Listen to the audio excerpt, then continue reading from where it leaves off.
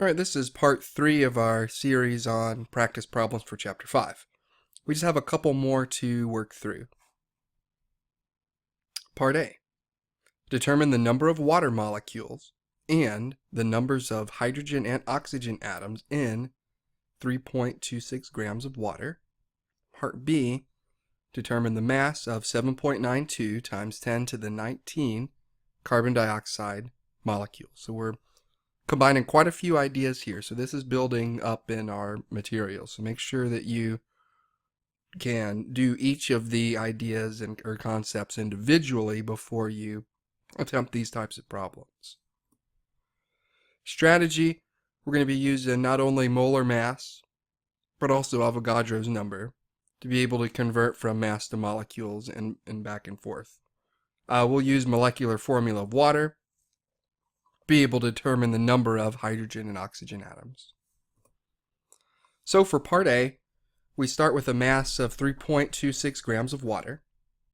We find the molecular mass of water. It's already performed for us, so just to walk you through how you would do that, you have one oxygen, about 16, and then you have your hydrogen, 1.008. There's two of those. So you multiply 2 times the weight of hydrogen, add to that one oxygen, you get 18.02. So we're dividing by the mass so that grams numerator and grams denominator cancels. And then at this point, if we stopped, we'd be left with moles of hydrogen, or I'm sorry, moles of water.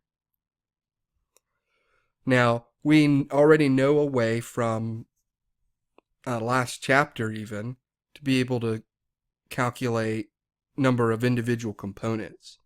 And to do that, we use Avogadro's number. So Avogadro's number is 6.022 times 10 to the 23. It's a constant. We've looked at it with individual elements, but we can also look at it with molecules. So there'd be Avogadro's number of water molecules in 1 mole of water. So we can use this as a conversion factor, arrange it so that your moles of water cancels out, and then we're left with water molecules. Make sure you can type this in your calculator correctly. Use parentheses if you need to. 3.26 grams divided by 18.02 grams multiplied by Avogadro's number. If the math's correct, we should get 1.09 times 10 to the 23 water molecules. Using the molecular formula, we can determine the number of hydrogen and oxygen atoms in 3.26 grams of water using the below situation. So since we know the total molecules of water, which is 1.09 times 10 to the 23, we can use the formula of water, which states there are 2 hydrogens and 1 oxygen. So to set this up, in the number of molecules of water, which we just calculated from above, we use the ratio of how many atoms, which atom are we looking for? First one will look for hydrogen atoms. Bottom one will look for oxygen atoms. So we multiply this by 2 because of the 2 hydrogens, and then we divide by 1 molecule, and then we'll get 2.18 times 10 to the 23. So we just double this value. And then for the last one, there's 1 oxygen atom in 1 water molecule, so then this value stays the same. So convince yourself first, just using the whole numbers, that in 1 water molecule, there will be 2 hydrogen atoms and 1 oxygen atom. And then you can use those if in any situation of however many water molecules you would have. Part B, we're starting with molecules of carbon dioxide. So we have 7.92 times 10 to the 19 molecules of carbon dioxide. And we want to convert 2 moles, so we use Avogadro's number in the bottom and moles in the numerator. So numerator here, denominator here, and these will cancel. Next, we can use the molecular mass of carbon dioxide, which you should know how to calculate. You just find carbon and oxygen. Make sure you take into account how many of each you have, which is 44.01 grams is your grand total. We want to arrange this so that the moles of carbon dioxide cancels out. And then plug everything in your calculator correctly. So this value divided by Avogadro's times the molecular mass. And we should get 5.79 times 10 to the negative 3 grams of carbon dioxide. Started with 3 significant figures, and we end with 3 significant figures. So one thing to think about is just, again, to make sure that your units will cancel, and make sure that the size of everything seems reasonable conceptually. Last one that we'll go through, 5.16. It's probably the hardest one of the bunch, and just requires a little bit of practice, and has a pretty long strategy that we'll talk about. This says to determine the empirical formula of a compound that is 30.45% nitrogen and 69.55% oxygen by mass, given that the molar mass of the compound is approximately 92 grams per mole. Also determine the molecular formula of the compound. So the strategy here to make this work out, just to take the percents and then actually get those back to mass, and then so that you can get mass back to the molecular formula, what you'll always want to do is to assume a 100-gram sample. So then that's usually the hardest thing to wrap your minds around, is you're like, why do I use 100? Well, the reason why you use 100 is because a percent is a part of a 100.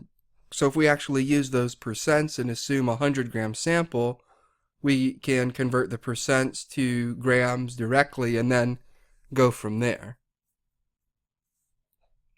So then, using our appropriate molecular masses, we'll be able to convert the grams of each element to moles, use the resulting numbers as subscripts in an empirical formula. And we've already looked at what an empirical formula is from the opposite kind of thought process. We're looking at it and going the other way of thinking. So really, there's a lot of going back and forth in chemistry, thinking forward and reverse. We'll use the resulting numbers as subscripts, again, in the empirical formula to reduce them to the lowest possible whole numbers for our final answer. To calculate our molecular formula, we are given a molar mass. We'd first divide that molar mass given in the problem by the empirical formula mass. Then multiply the subscripts in the empirical formula by the resulting number to obtain the subscripts in the molecular formula. The molar masses straight from the periodic table for nitrogen is 14.01, oxygen is 16. Units of those, again, can be atomic mass units or grams per mole. Of course, this time we want to use grams per mole so that you can convert back and forth. 100 grams of a compound that is 30.45% nitrogen and 69.35% oxygen, we just take those right to grams. Both of those add up to 100. So then once you're here, usually people will get stuck right in the beginning. So just assume a 100-gram sample and then take your percent to grams. So our solution for this, we'll take the grams of nitrogen and we use the molecular weight of nitrogen. And we arrange it so that the mass of nitrogen cancels and then we're left with moles. This comes out to be 2.173 moles of nitrogen. Do the same thing for the oxygen. Start with the grams of oxygen. Again, these come right from the percents that were given. Use the molecular weight of oxygen, and we can get the moles of oxygen. Now, if you use these values for your formula, you get N 2.173, O 4.347. You're thinking, well, that looks weird. Well, it does look weird because you need to have whole numbers. So we don't have decimals in our empirical formulas or molecular formulas. So then the next thing to do once you get to this step is to look and see, okay, which one is my smaller value, and that's this one. So then divide both subscripts by the smaller of the two, and that'll give us a more reasonable 1 for nitrogen, and this is about 2 for the oxygen. It may not come out perfect, but you can see here it says about 2. Okay, so again, you can't have any decimals, so you want to make sure these are whole numbers. Finally, so this will be our empirical formula for the situation, which is NO2. The last thing that we're going to do is to figure out our molecular formula. And we can do that if we're given an approximate mass, which we are. If you look back in the problem at the beginning, it says the molar mass of the compound is approximately 92 grams per mole. So we're going to use that 92 grams per mole, and then we're going to divide by what would be the empirical formula's mass. So we add up nitrogen and 2 oxygens. We get that value, which is about 46.01. So then we'll take 92, which was given in our problem, divide by 46.01, and we get a multiplier value of 2. I call it a multiplier value because you'll just go through and multiply your subscripts by this value. So you take your empirical formula, the subscripts of those, which is 1 for the nitrogen, 2 for the oxygen, multiply each of those by 2, and then we would get a molecular formula of N2O4. So again, this is probably the most involved, but if you practice a few of them and kind of go through and remember those steps, then I think you can handle any of a situation like this. So last thing to think about with this is, what I want you to do is go back to example 5.13, where we calculated percent compositions. And what you can do is calculate the percent composition of the molecular formula N2O4 and verify that it will match the percents that are given. So go ahead and work that out, and then you have your answers right here. And I believe that's the end of chapter 5. So watch these videos as many times as you need to and just continue practice. It's all about just practice and lots of repetition. Good luck with your studying. Thank you.